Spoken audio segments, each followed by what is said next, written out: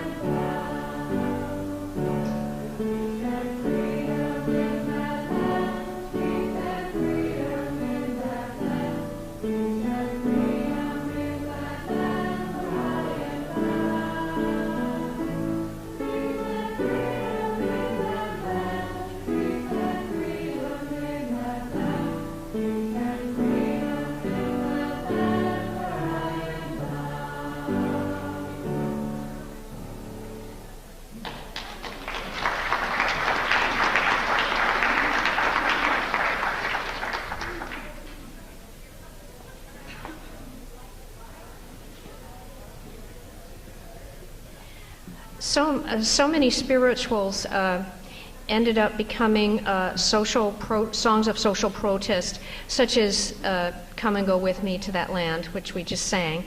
And this last one, We Shall Overcome,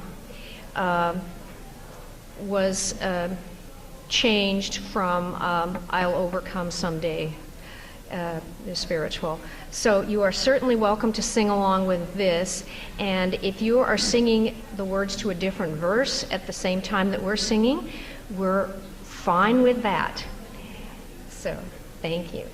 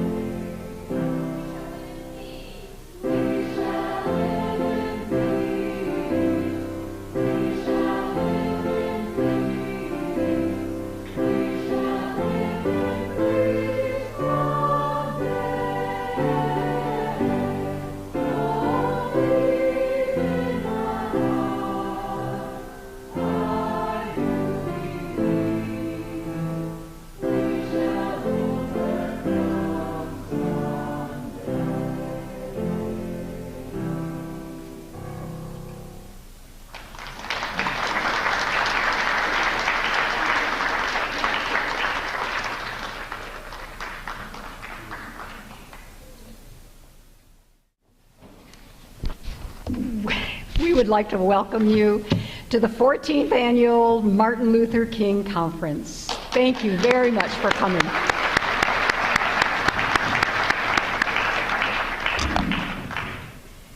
Before we start, the real start is that we are on occupied territory. We are in the Coast Salish land. And to allow us to do this, we feel we need to have something from the heart from the Coast Salish.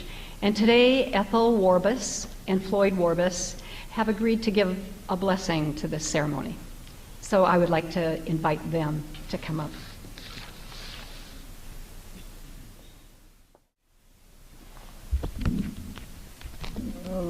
I'm not used to talking into a microphone. I don't know if you can hear me?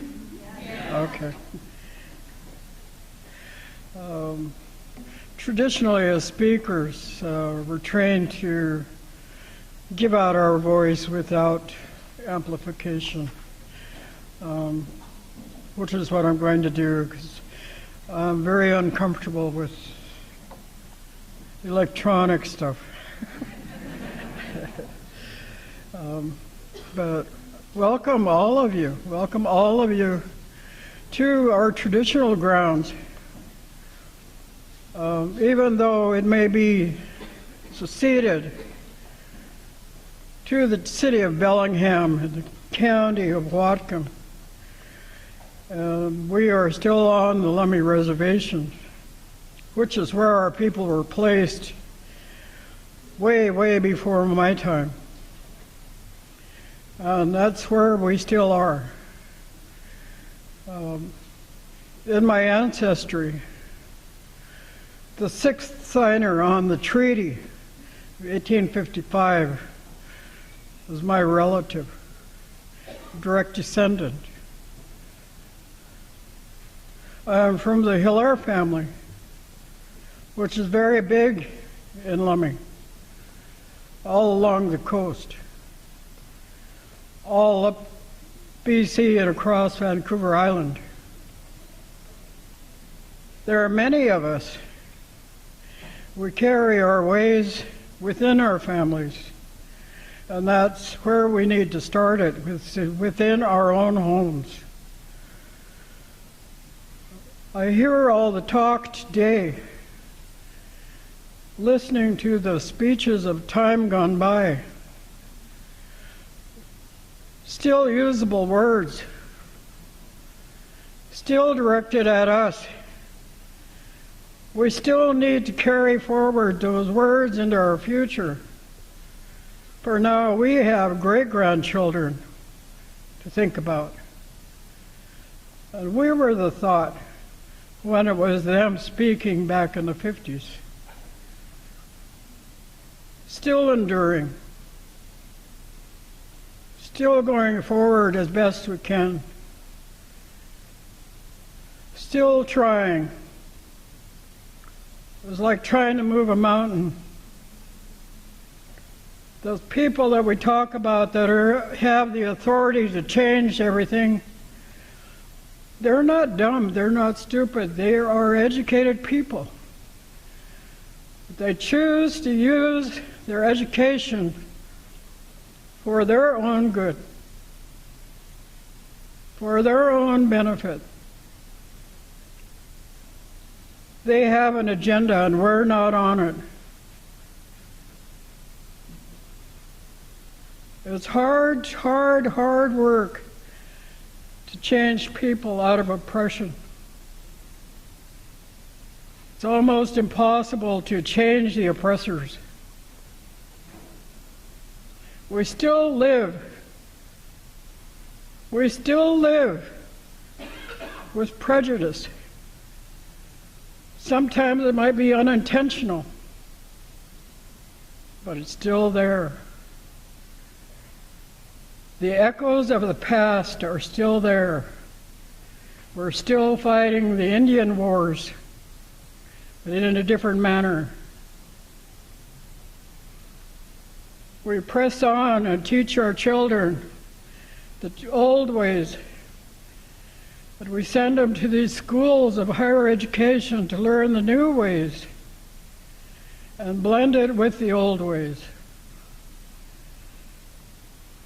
That's what we need, is a blending of what you do at home and what you do out here. Because I still call this a trip to town. I will not drink water out of the tap from town. It's a choice. I've done my work all my life, teaching my children to live in a better way. No drugs, no alcohol.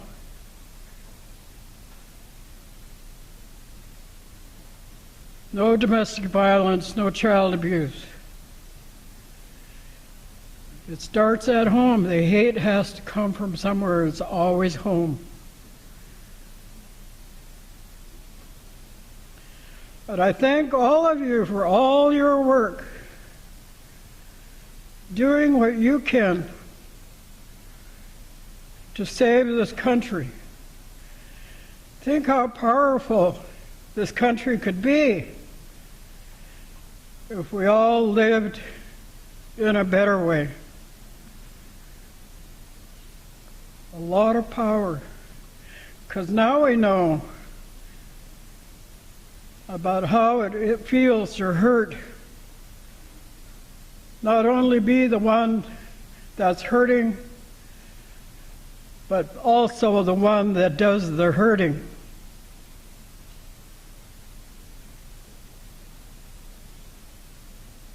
One of the things I learned along the way is that sometimes our roles are reversed. We come back, live our life in a selfish way. We go away, we come back again, and we live our life in a humble way, as the one that's being abused. Have we learned our lesson yet? Have we learned our lesson yet?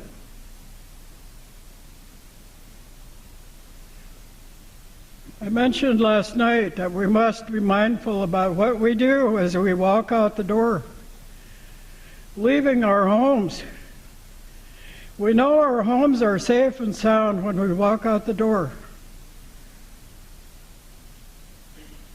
We should be okay with that and walk out the door in that manner.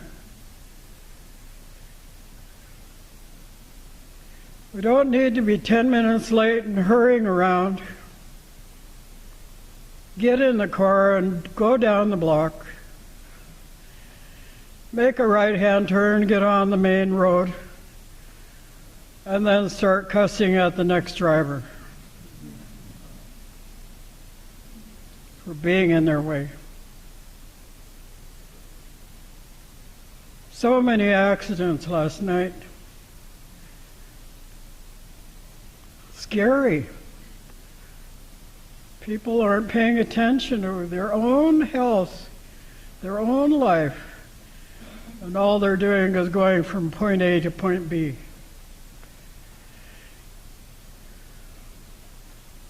So we must go on and be careful to start with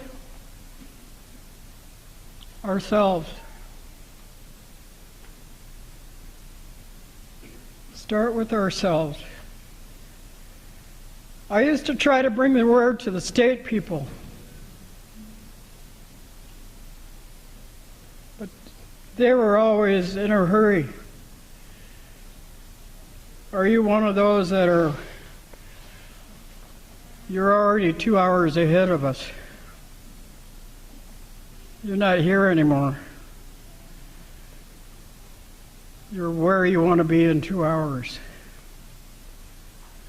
We must live in the moment and listen.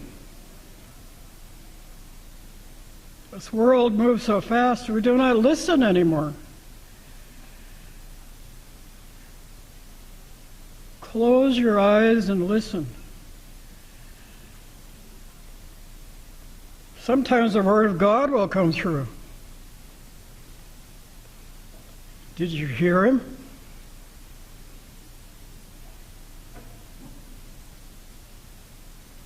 These are my prayers for all the people, because we must act together.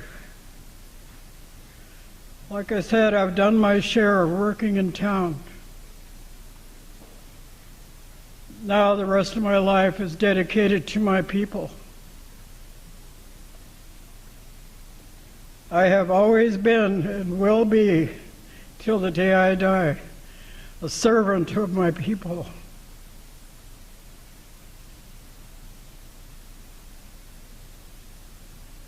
This is what we all must be to all our families, the women especially. I am the head of my family. I am the head of my family. I will go to my brother for advice. I will go to some elders for some further advice. Contemplation and then decisions. But I do not back away from that kind of authority. We must be kind, and it starts at home.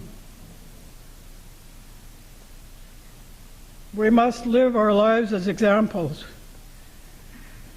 People are always watching. I'm always watching. I don't ever say anything, but I'm watching. By watching you, listening to you talk, I know all about you. We all have that intuition. We should use it. We all have it. Because at one time in our life, we were actually walking with God. Before the outside world corrupted us, and our mothers let us go to school.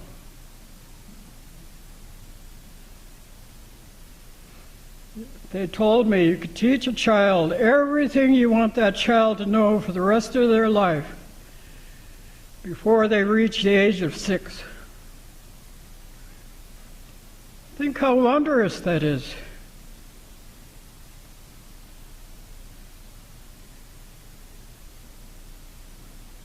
What are we giving our children as they walk out the door? We don't want them to be bullies. Nowadays it's cyberbullying.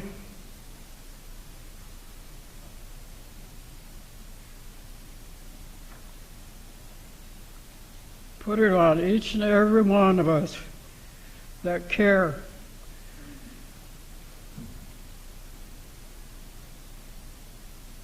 Because ultimately we're only responsible for ourselves.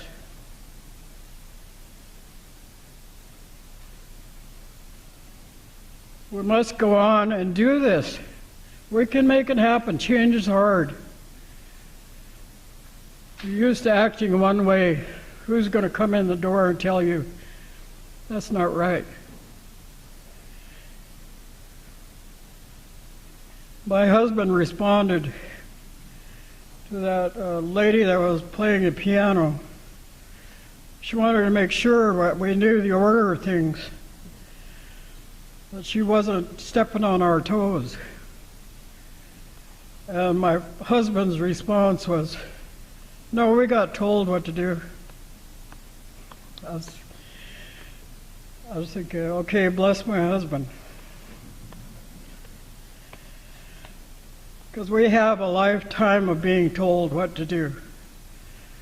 And I've always been the one to ask why. Why?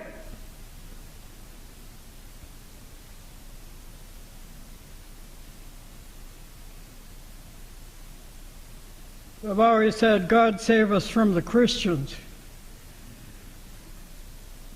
God save us from the Catholics. I'm of the last generation that went to boarding school. Boarding school in Oklahoma. It wasn't a prep school. Going to boarding school changed my life forever. Things that we were told to do.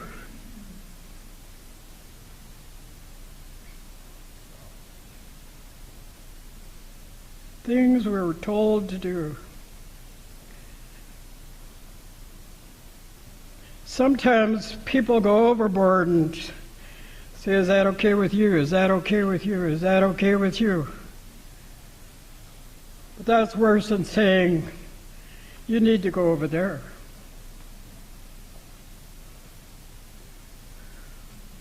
With my people, you say no to us once, we're out the door. You're never going to see us again.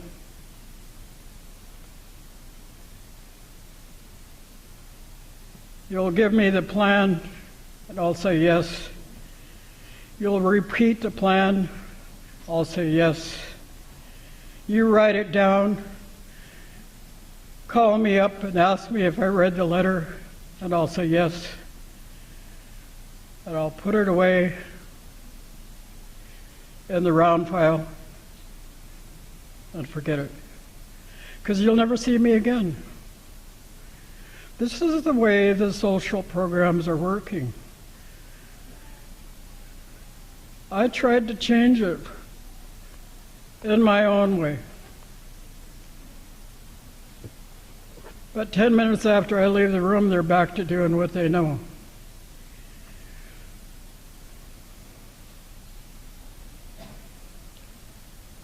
So you were given an opportunity to listen to the inspirational speeches.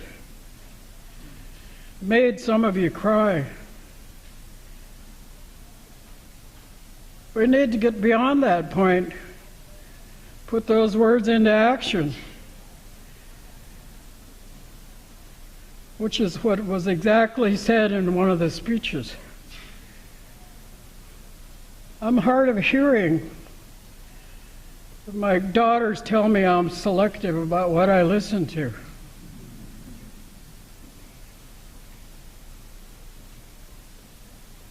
Some people talk. Right in my face, I don't even hear them. So I guess it is selective. I watch you. If you approach me, because I will not approach you. I listen to what you have to say to me, and I will act in kind. I will act in kind.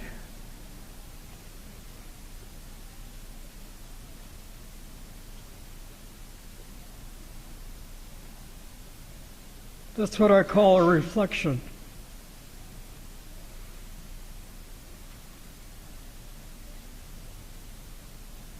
As you talk to me, the way you stand, the tone of your voice, I will reflect it. Many of my people are like that. A lot of people in town don't take the time to even talk to us. But my response is, well, maybe I don't want to know you. And that's okay. Some things we learned along the way was that many people cannot be helped. There's many people that want to be social workers and heal the world. Some people just cannot be helped. That has to be acceptable.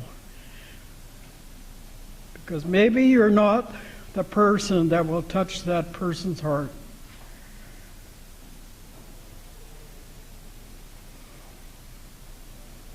So hopefully today, as much information is going to be put out, that we hear a little bit that touches our hearts, we can carry it home to our families.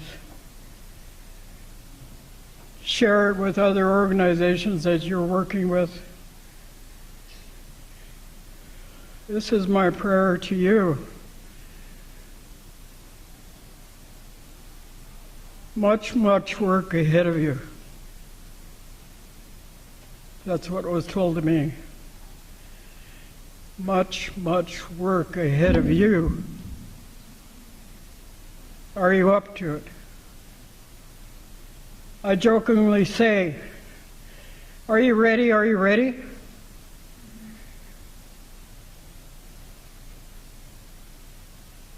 takes a lot of tears and pain to make change, because first you have to see it. You don't know what oppression is like until you're the oppressed. You don't know what it feels like to be looked at in a different way. I was reading some history, and one of the quotes from one of the elders was, "Get thee away from me. You're too close."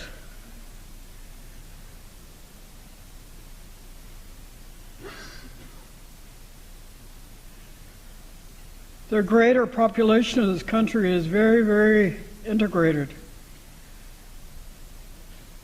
There will always be a color barrier.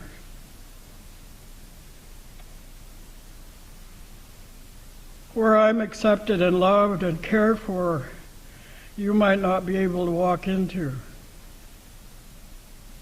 There are some things we still hold sacred. Some things we will not share. And you don't even know. And the same goes for the greater society of this country.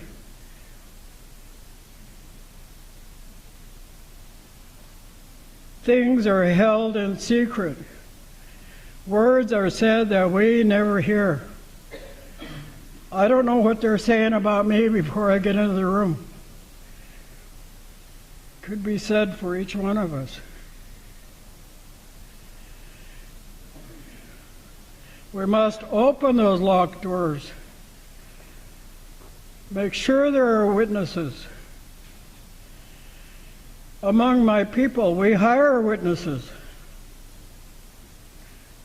You sit there, you remember what was said today. And if somebody approaches you in the future about what was said today, you will almost act verbatim what was said. That's a witness.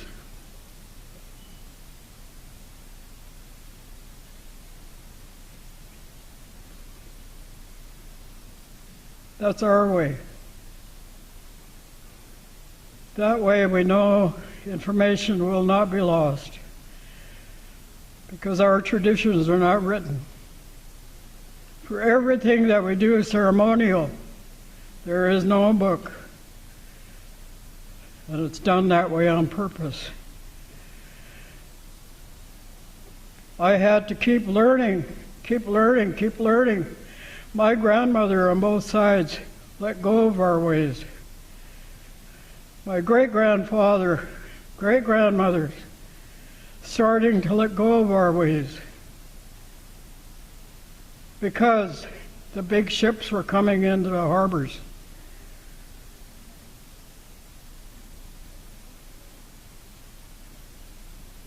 My daughter's great-grandfather witnessed shootings from the big ships coming into Nia Bay. The men were dropping on the beach. They couldn't understand why. The first time they ever saw a gun being fired, and the result of that gun being fired. Lost a lot of men that way. But that's the history of the people that came in on the big ships. They don't talk about that. But we as a people, we remember that. We repeat it to our grandchildren.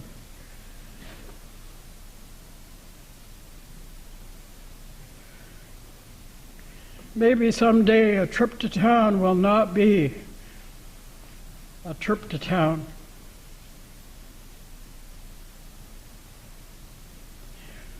There's a lot of natives that live in town, but they're different. They're different.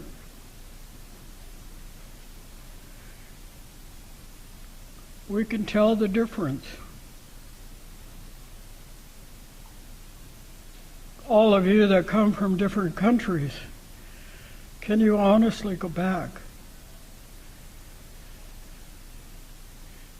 Has this country helped you grow?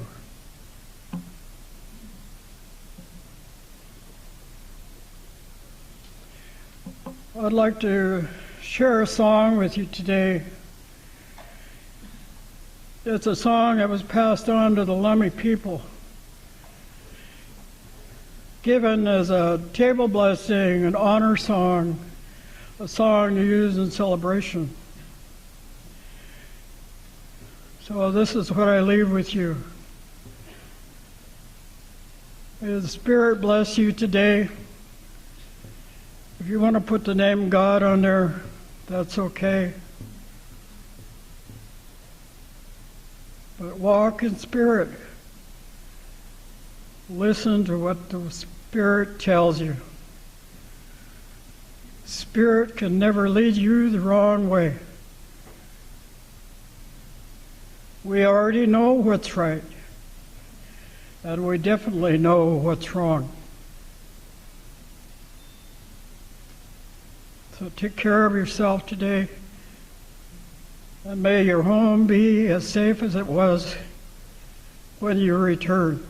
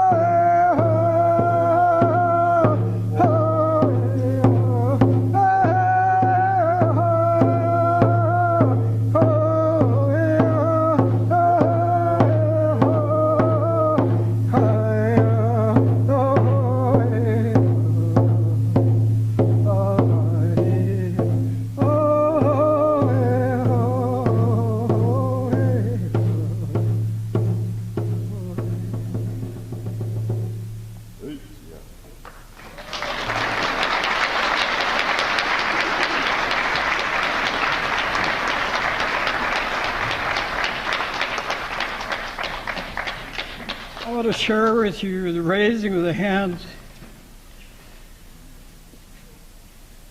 It's, in English, it would be like, thank you. We speak without talking. And it means so, so much more than you'll ever understand.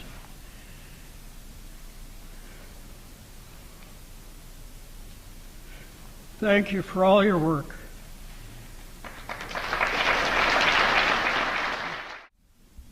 It's very hard to come up to this microphone after that. Thank you very much. I wish the people in the back could come and sit down. It would be very helpful. I think there are a lot of chairs, and hopefully we can listen and open our hearts, as Ethel has said. I'd like to just take a minute to thank Whatcom Community College in particular, many of our sponsors, but without this facility, without the work that so many people at Whatcom do, we could not do this conference. And so I think Dr. Kiani Brown is somewhere in the audience. There you are. Yes, she is our dear president, and Trish Onion is our vice president of student affairs, and they truly make all of this happen. So could we just thank Whatcom in particular for all of that they do. Thank you. I would like to also thank Woodring College of Education from Western and from Whatcom Peace and Justice Center, Food Co-op and Village Books and Ethnic Student Center from Western, Multicultural Center from Whatcom, and Alcoa. All of these have been our sponsors and have supported us. As you know, the task force is a nonprofit, and we don't do very well at fundraising, but we're working on it. So, and the other thing I just want to thank before we get started is to please mention the volunteers who have been so integral to this, and particularly the committee members, Carrie Burnside, Daniel Espinoza Gonzalez, Lorraine Casperson, John Corsmo, Mindy Mathias, and I wish you would stand, everybody. Rosalie Romero, John Shaughnessy, I know is not here, so Walter Young has taken his place, Krista Walia, Joe Wooding, and Walter Young. So thank you very much, all of you.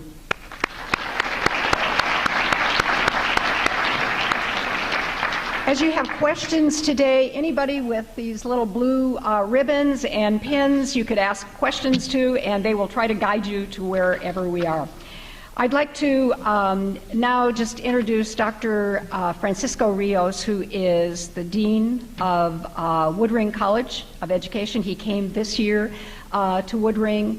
I've not heard so much enthusiasm about anybody in a long time, and it's wonderful to have you here. He is going to introduce our keynote speaker. So, Dr. Rios.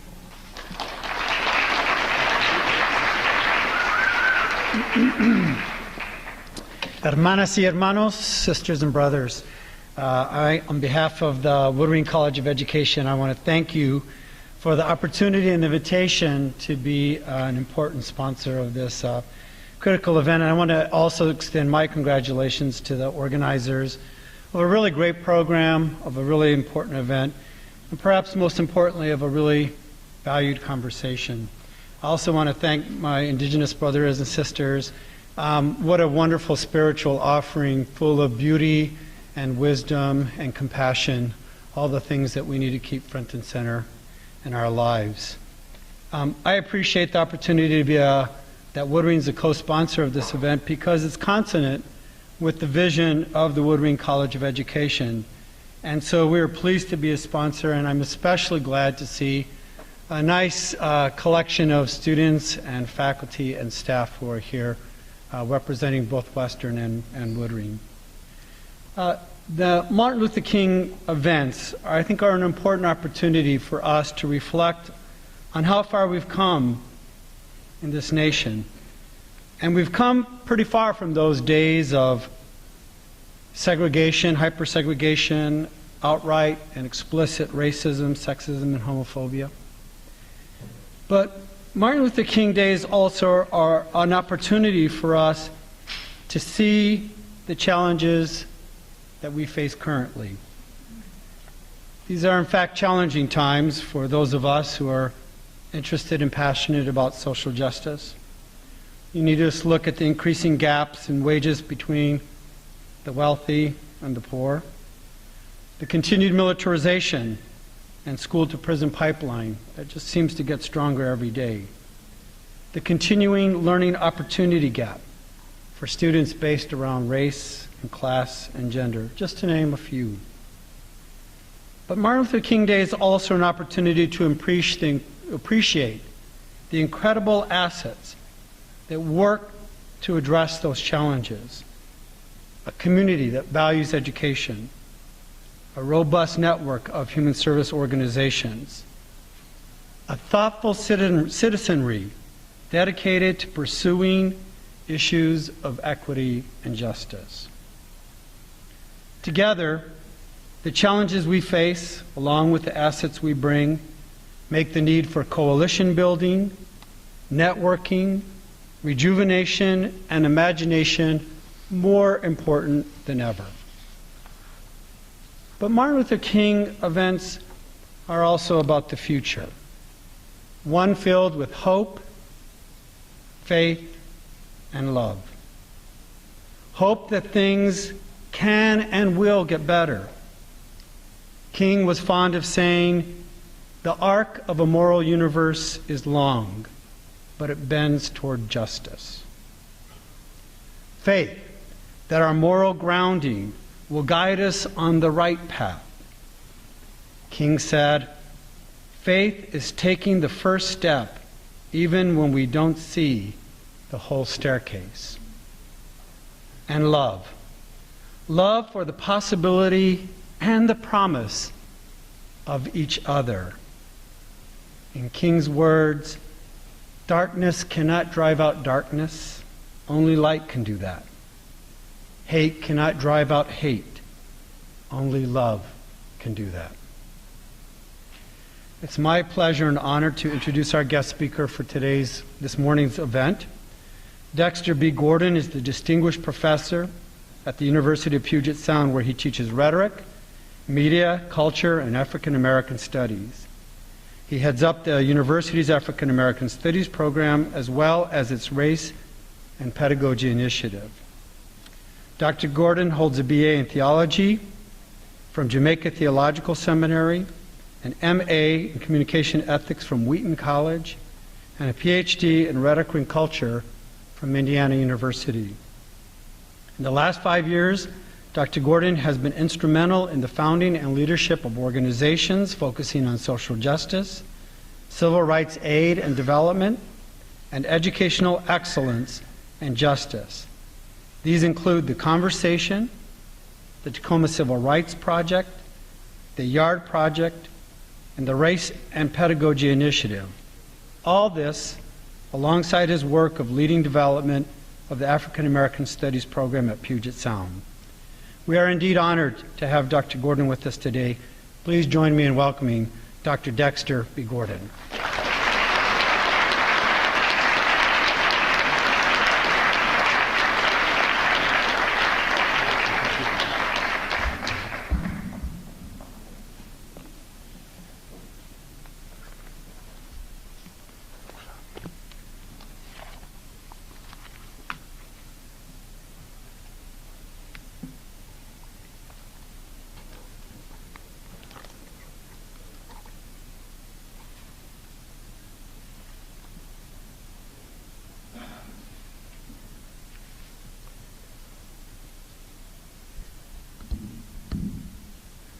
Let me join in expressing my profound appreciation for the invitation.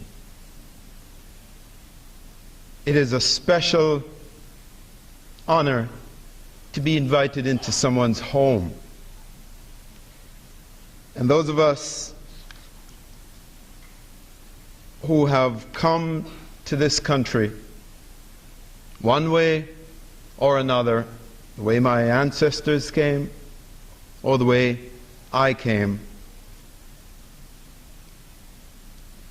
we very often came without an invitation. And we came often without a welcome. So I want to thank you for authenticating our time here today. I want to express a special word of thanks to Barbara.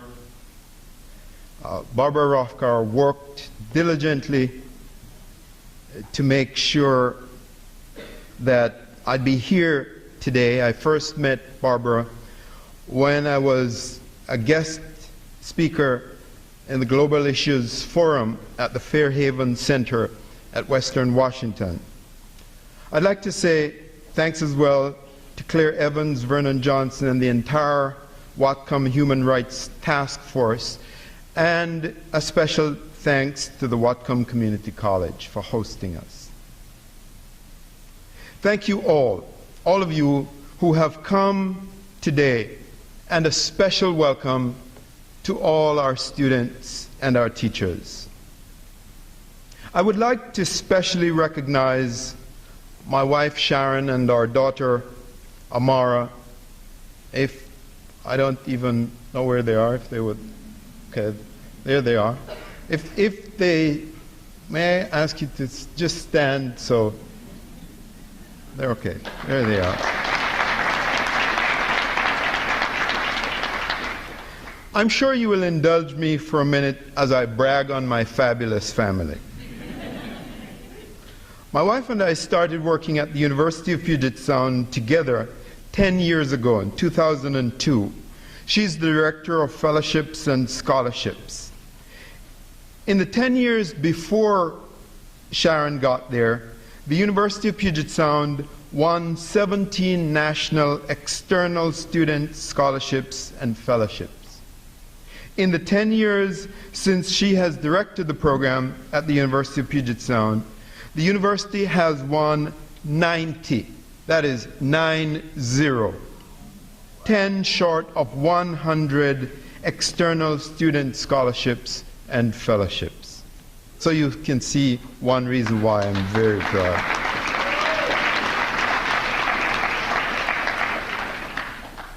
Our daughter Amara, who was always actively involved with music, dancing, or her schoolwork, because we are parents, graduated last June from Truman Middle School in Tacoma as the Student of the Year with a 4.0 GPA.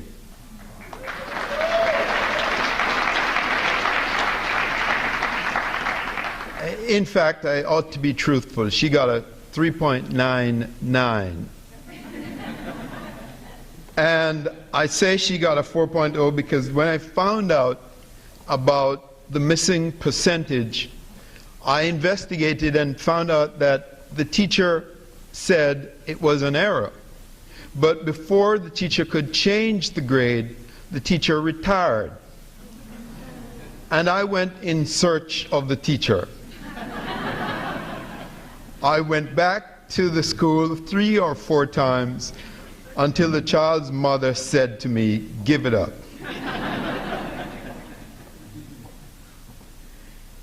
Amara is in her first year of high school at Wilson in Tacoma, and 2 weeks ago she brought home her first report from high school. 420 students are part of the entering class with her. And as she showed me the report, she covered up the rank in class. And then she slowly removed her finger. And the rank was number 1. So we're very, very proud of her.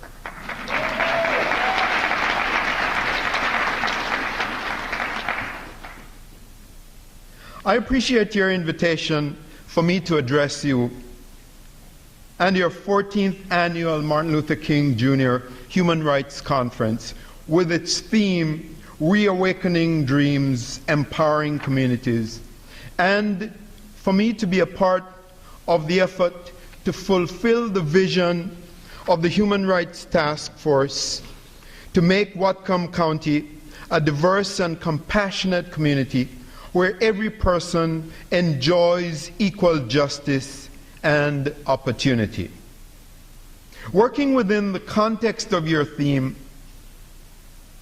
my topic for today is bold dreams and beloved communities. Bold dreams and beloved communities. We live in a time of ferment. We live in a time of anxiety. We live in a time of displacement. Immigration patterns are changing. What this means is that this is a time for dreaming. It is difficult for those of us who experience this discombobulating moment to know exactly what it means, but we continue to try. And during this time of uncertainty, this time of insecurity, our tendency is to turn inward, to return to familiar places, to return to what is the known and the safe place.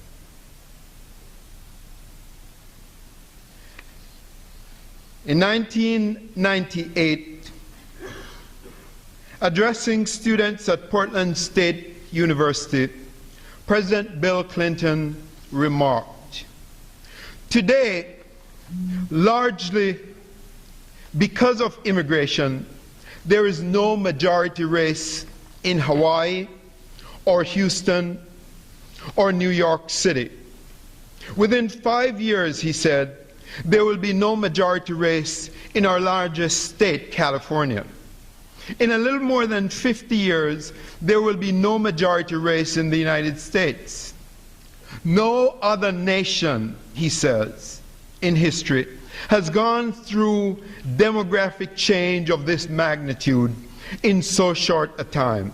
These immigrants are energizing our culture and broadening our vision of the world.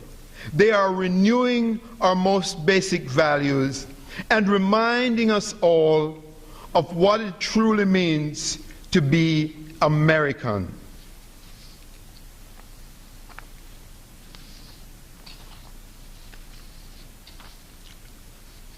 What is a nation?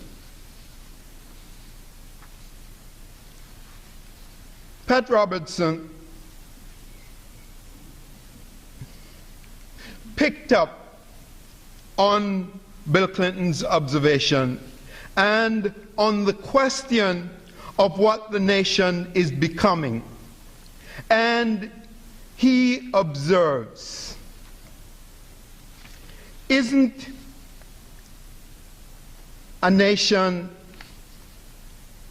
a place where we all have a common culture, have common heroes, worship a common God, and believe all things in common?" If that's what a nation is, Buchanan notes, then can we truly say America is still a nation?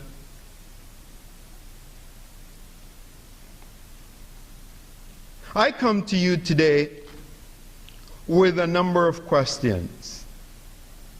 My first question is, what does Occupy and the Tea Party have in common? Some of you will begin just gnashing your teeth at the very notion that that could be even contemplated. Well, I'd like to suggest to you that the Tea Party and Occupy both communicate to us that on the right and on the left, there is anxiety in the nation. On the right and on the left, there is deep anxiety about who we have become as a nation. President Bill Clinton was reflecting the demographic realities of our modern lives. Demographic realities that say that by 2050, there will be no white majority in this country. And those numbers have been updated in recent times to 2042. And now they've been pushed even closer to 2023. At the time, I see somebody wanting to clap. You can disturb me that way.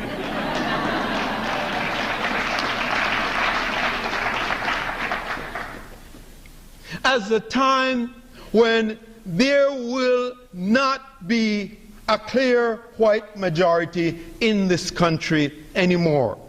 And if you think that that is a cause for celebration everywhere, then you ought just need to Google Pat Buchanan's present book tour. Right now, he's on the book tour.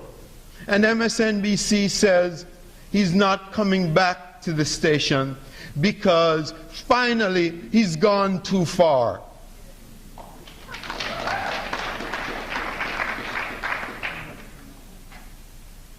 This anxiety, this uncertainty, where does it come from? Well, we like to measure our lives, sometimes sadly so, according to the person who is President of the United States. So we say, sometimes carelessly, that we are in the Obama era. Well, in this Obama era, what do we see? And here, I am not by any means suggesting that President Obama is responsible for this. But in this era, we see economic disenfranchisement. In this era, we see racial anxiety. In this era, we see educational collapse. In this era, we see changes in the patterns of our lives. And I would like to say, thank God to Occupy. We, the 99%, can finally say this country is marked by millions of people living in poverty, and we are not all a middle-class nation.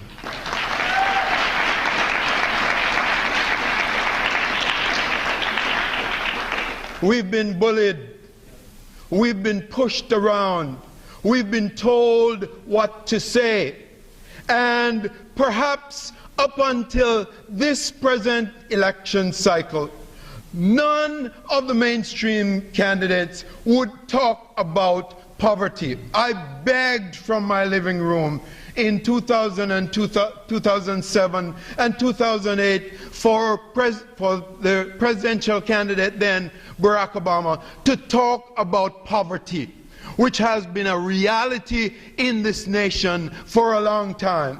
And nobody could say poverty. You had to reframe this as the middle class. And if you pushed it, you could get to talking about the working class. But you could not talk about poverty. Guess why? Because you see, poverty up until recent times was a code word. It was a code word for black and brown people who were irresponsible, who were dragging down the nation, who were not taking the opportunities given by the nation, and who did not really belong to the nation. And so when we were talking in respectable company, we could not talk about poverty, because you see, poverty does not belong to good America. And Katrina helped us. Katrina helped us to see an America reeking with poverty, to see an America reeking with lack of social support, to see an America marked by undereducation. And of course, when Katrina came across our screens, you all remember what the pundits said, what the talking heads said. How did they describe Katrina and New Orleans at the time? That it looks like what? Come on, speak up, I hear you. It looks like a third world country. What they wanted to say and they didn't say, is that it looks like Haiti.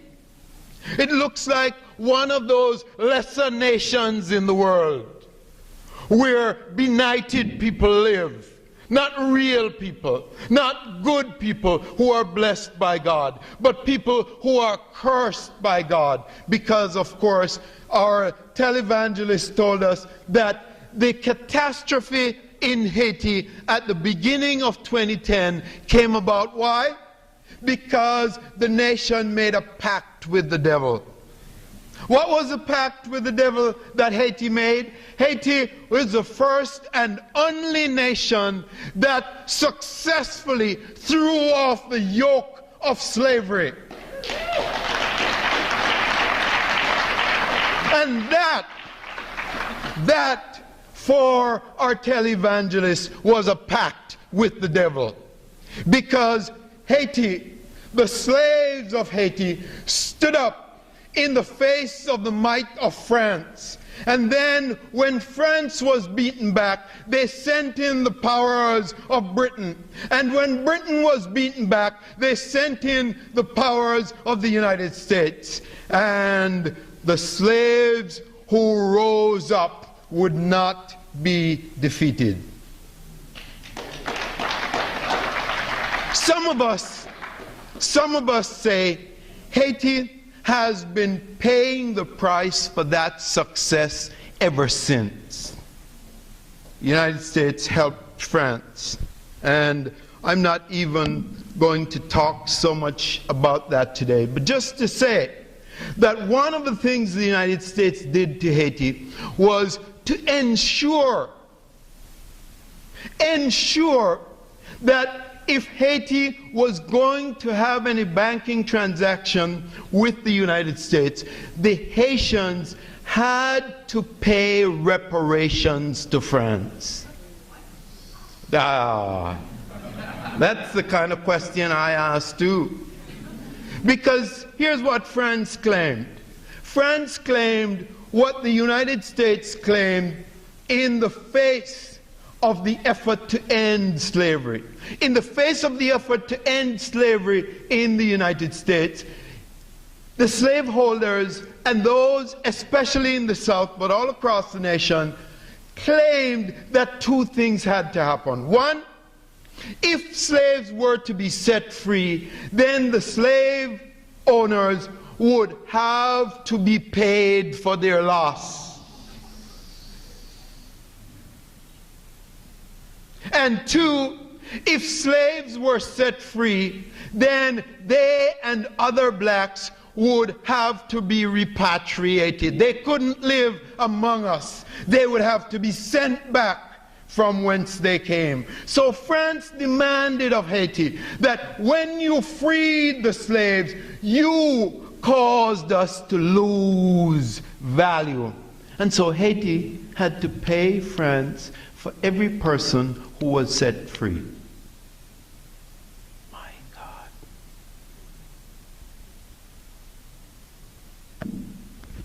If you say the word reparations in the United States of America, you are likely to be run out of town. But that's what was done. And so here is Katrina, and the pundits describe it as like a third world country. And that is because when we looked at Haiti, we did not see America. We saw black and brown people. We did not see America. We saw poor, struggling people. We did not see America. We saw people who were different from what the mainstream looks like. So where do we get this anxiety of this moment? Why is the Tea Party rising up? Why is Occupy rising up? Well, we would like to have some discussion today. And the discussion has to do with what Martin Luther King Jr. faced. Martin Luther King Jr. was concerned in his life, especially after 1965, with the question of where was the nation going? Where do we go from here? After the magnificent March on Washington of 1963, after that seeming success was punctured by the devastating continuation of racism, Martin Luther King Jr. was plunged into deep despair, especially after 1967 when he came out against the war in Vietnam. But Dr. King's question is a question for us. Where do we go from here?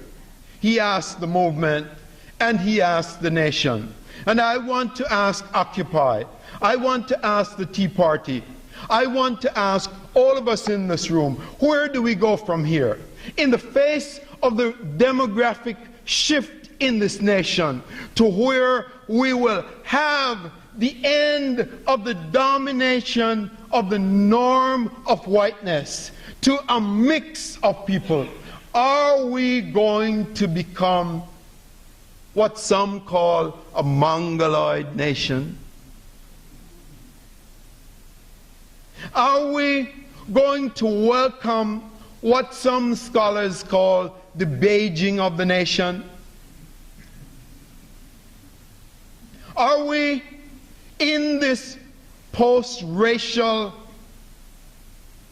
age, or some call it the post-whiteness age? Are we going to embrace all of these? Well, Dr. Martin Luther King Jr., in the middle of the 1960s, with segregation still rampant, raised the question, where do we go from here? And here is what he proposed. Dr. King looked at these things and proposed the development of a beloved community. In the face of his deepest despair, in the face of searing anxiety about what should happen to the nation, Dr. King said, we need to develop a beloved society. And I want to invite all of us in this room to a return to bold dreaming. The anxieties that we have of the moment are anxieties that come from an America which for the last 100 years has been the dominant nation in the world. The United States of America began the 20th century by surpassing France, Germany, and Britain as the industrial and financial giant of the world. And the nation ended the 20th century by outlasting the Soviet Union. And so it stood as a single superpower. And now we are into the 21st century, and there are all kinds of anxieties. Anxieties about China, anxieties about India, anxieties about Brazil, anxieties about this nation. What will we become? Will we remain the dominant nation? And of course, there is the deep anxiety about the person who heads this nation right now. Can we live with a president who is black? What does that mean for the nation? Does it mean, as Pat Buchanan and many like him wonder, does it mean the end of civilized America as we know it? You can groan louder than that. Or does it mean, perhaps, just perhaps, the dawning of a new day, when we walk on grounds and acknowledge that we are occupiers?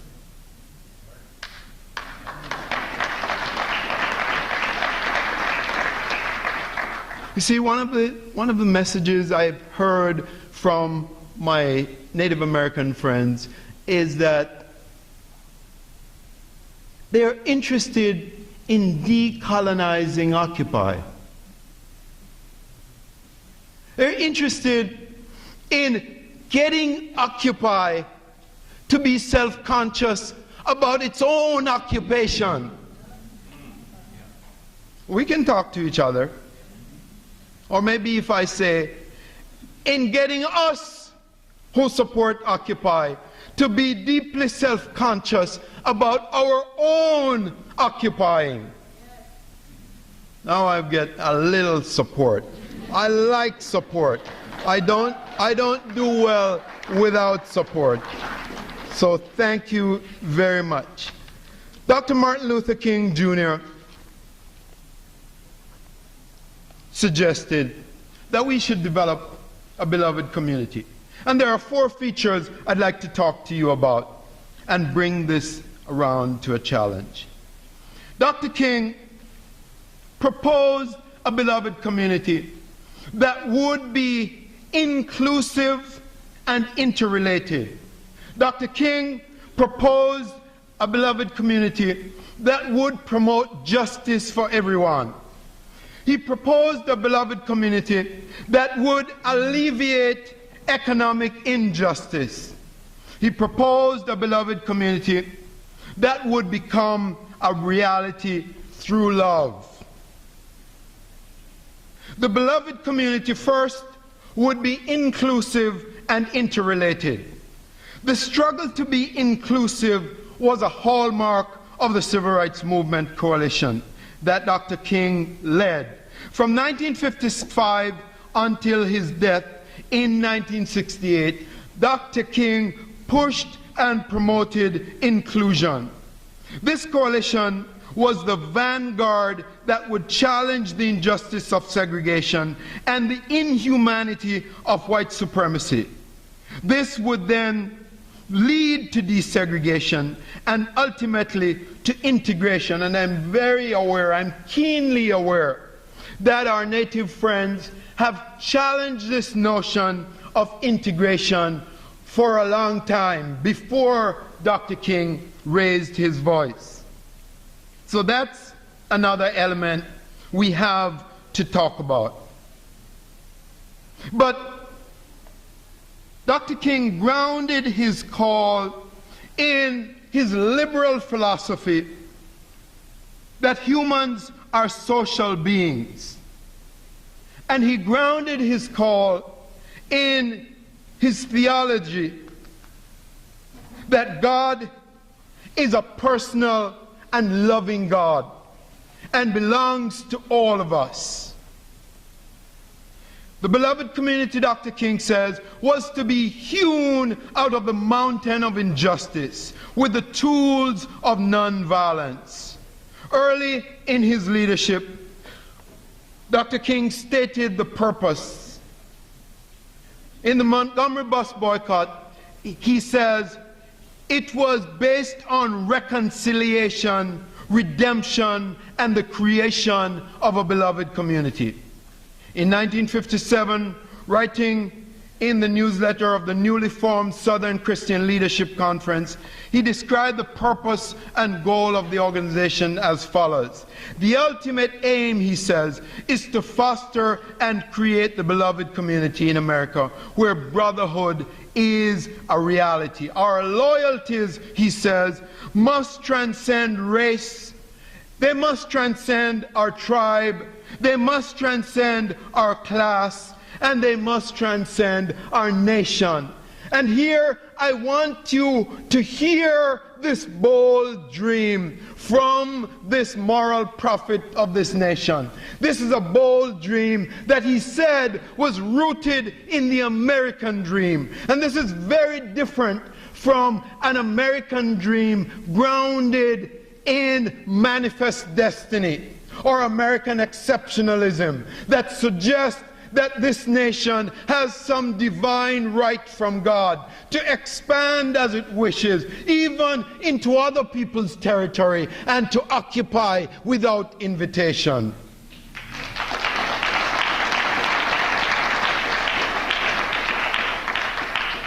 Dr. King recognized the common humanity. We who live on this piece of the little blue planet share with those who live in Haiti, and those who live in Iraq, and those who live anywhere and everywhere that people live in this world.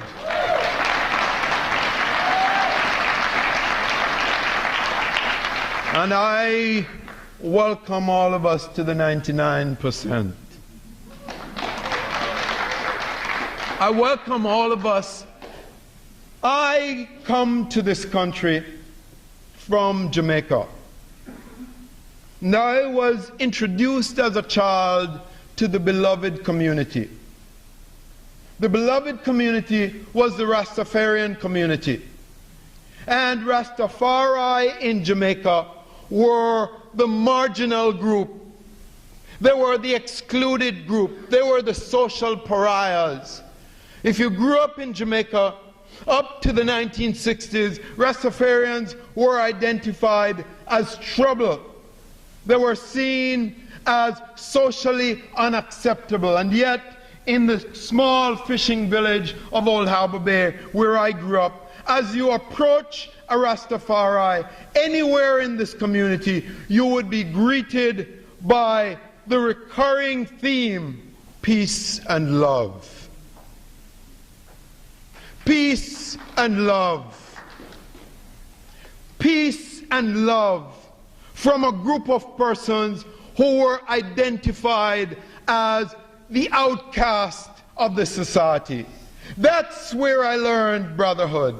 That's where I learned about the beloved community. That's where I learned that I and the other young children growing up in this subsistence fishing village were one with any other child growing up anywhere else in the world. So when I say welcome to the 99%, I want to say to America, welcome to your place with the rest of the world.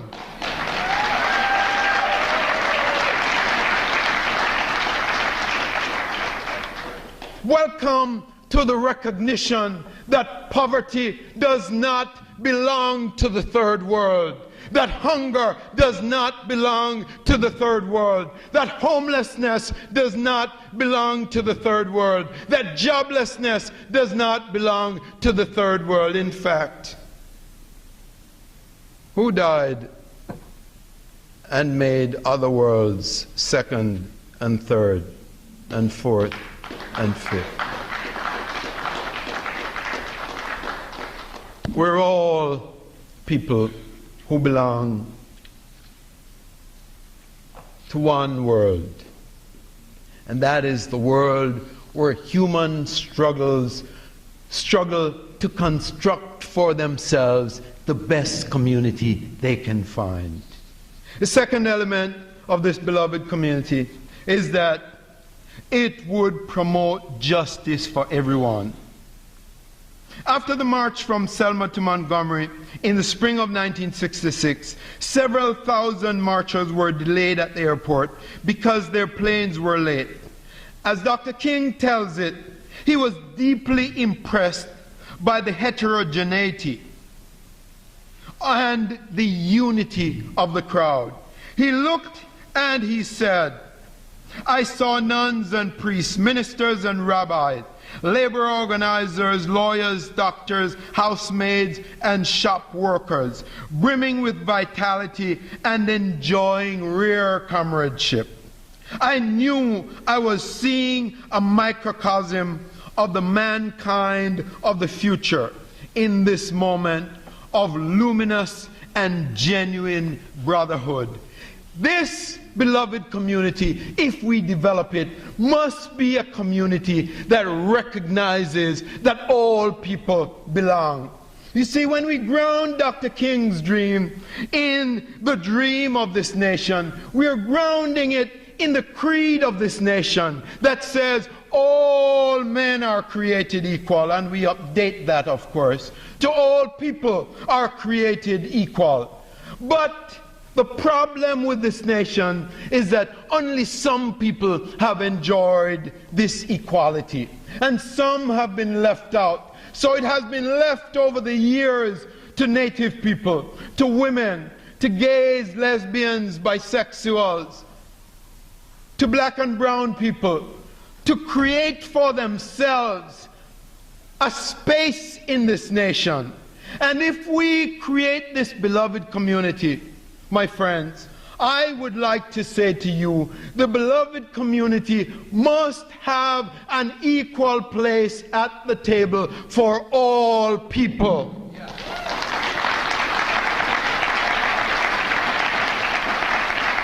During this 20th century, with American dominance, began in about 1816, the Gilded Age, which continued to about 1920. Alongside of that economic development was, of course, corruption, rampant corruption and greed. The Progressive Era tried to right some of that. The Progressive Era found its demise in the 1920s. And then there was a great crash, the Great Depression, where all that economic process was lost with catastrophic losses. And out of that rubble rose the New Deal, a coalition of labor and government and capital and working people. And the New Deal struggled because it was built on compromises. The Progressive Era, the New Deal, they ran a show. These bold dreams of communities of justice ran upon rocks. Why? They ran upon rocks because of the issue of race.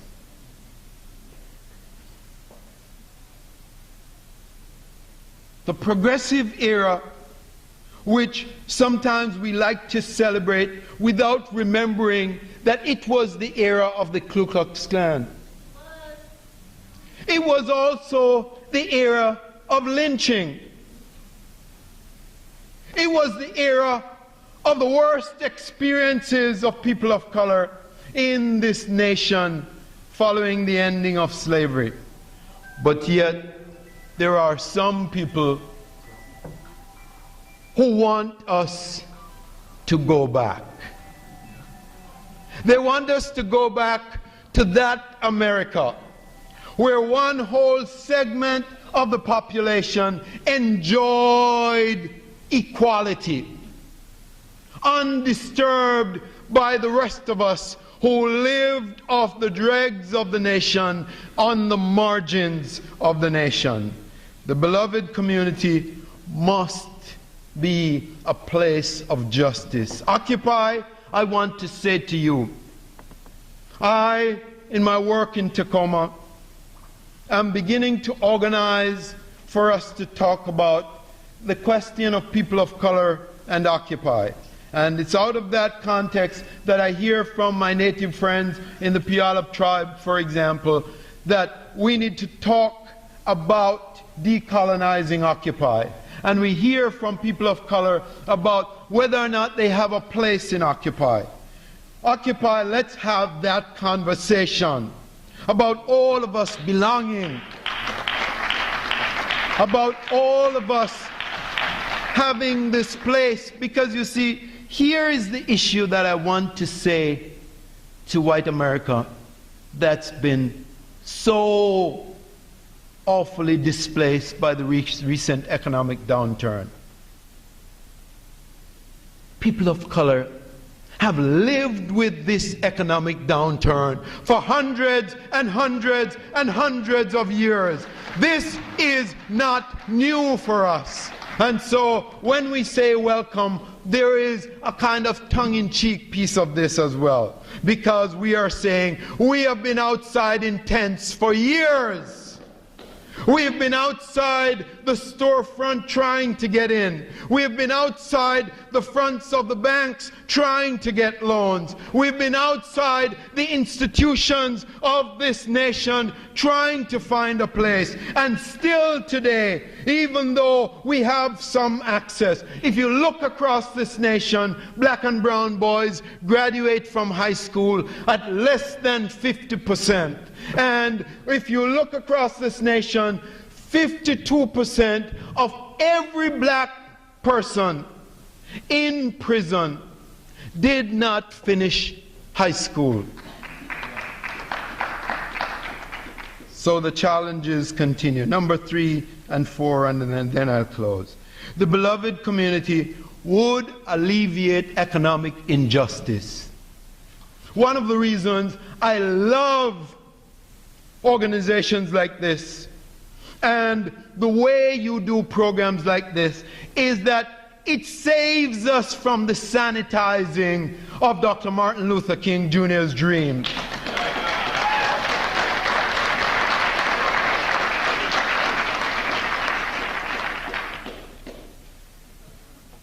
There are people sometimes in corporate America who love to talk about Dr. King's dream. And you will not hear them mention once that Dr. King espoused this dream most publicly in a march with 250,000 others, a march on Washington for what? For jobs and freedom. Dr. King was marching for jobs and freedom. And those of you students in the room, never forget this, because this is one of the problems with our black and brown students. I'll tell you in a minute. But never forget that on April 4, 1968, when Martin Luther King Jr. was shot and killed, he was in Memphis to march with sanitation workers. He was in Memphis focusing on his newer passion, the passion for economic justice, the passion to make sure that the structures of the society would change, and still they haven't. It's very important, therefore, that we share this message with young people. Here's why. When researchers ask black and brown students why they drop out of school or give up on education in such large numbers, there are 2 top reasons for this. Black and brown boys across America drop out of school primarily because they look around and they see no role models in the education system. They see no one that looks like them in the leadership of their schools, in the leadership of their communities. I live in Tacoma, and we have 28 to 32,000 people, students in Tacoma School District. And of that, 52% are students of color. And I asked on the campaign trail last summer, of the 5 school board members in Tacoma, help me here, how many do you think are Native people? How many do you think are Latina? How many do you think are black and brown? Somebody hopefully said 1. I love your optimism. I love your optimism. We may yet get there. The reason we have to teach black and brown children about their history is that the number 1 reason they drop out and walk away from education is they see no role models in these institutions, and so they look to entertainment and they look to athletics. The number two reason is that they have lost their cultural history. They've lost their cultural history. And a friend of mine told me she was at a middle school last week and she was distressed because she asked class after class, who was Dr. Martin Luther King Jr.? And the students' answers, the repeated answers, was that Dr. Martin Luther King Jr. ended slavery. No sense of history. No presence in the classroom. And so, no sense of belonging there. The beloved community will alleviate economic injustice. If we are to alleviate economic injustice, education remains the best pipeline to move people out of the bottom of the society into some level of prosperity. Education, education, education.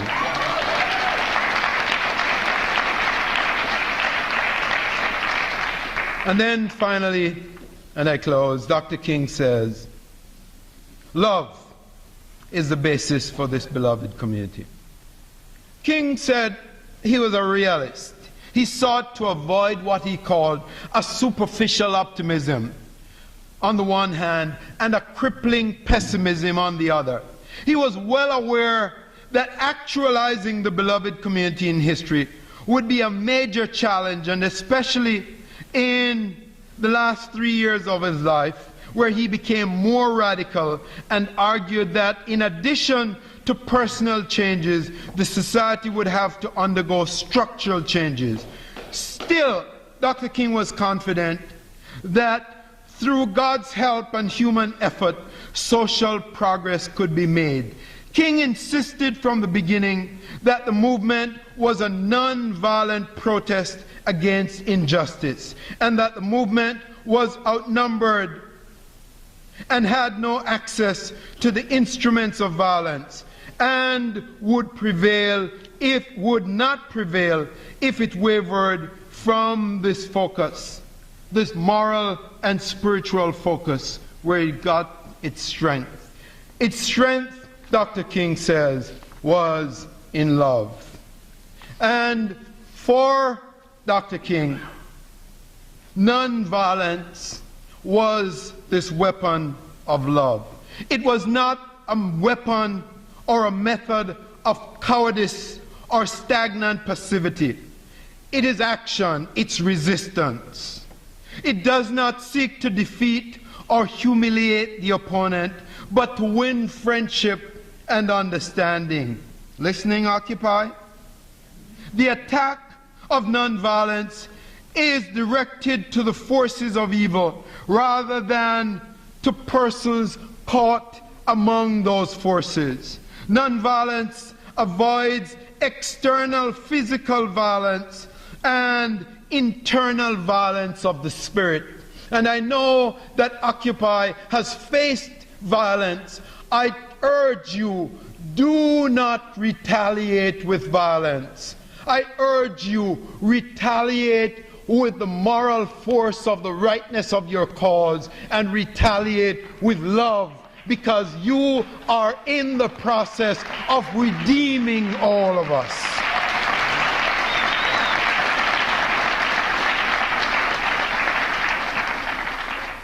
Nonviolent resistance, Dr. King says finally, is based on the conviction that the universe is on the side of justice.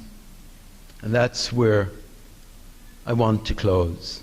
The universe is on the side of justice. If you stand for the outcast, if you stand for those who are excluded, if you stand for those who are marginalized by the structures of power, if you stand with those who have been thrown out of their homes, 2.7 million thus far, and 3.6 million still in the process of foreclosure, if you stand with many of those people, you are standing with the universe on the right side of the moral arc of justice. And I thank you.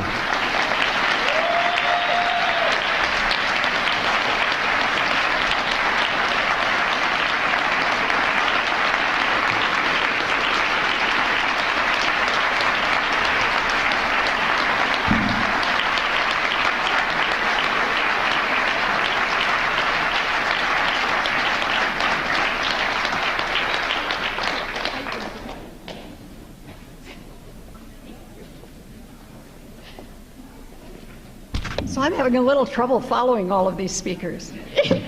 That was incredible. And, you know, I hope you recognize that we named this conference Reawakening Dreams, Empowering Communities. And our speakers have talked about the things that I think are so important. One, the history we don't know, don't remember, and choose to forget. And two, families. And three, more than anything, it's being connected and accepted. That makes us human.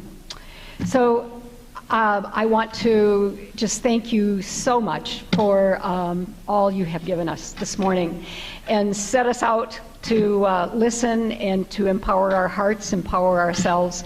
And I want to tell you your workshops are open now. Help yourself to coffee, go to your workshops. The one workshop that's changed is it was in 107, Syrie 107. It's now in Baker 101. It was my journey along the migration trails with Patrice Clark and Hannah Stone.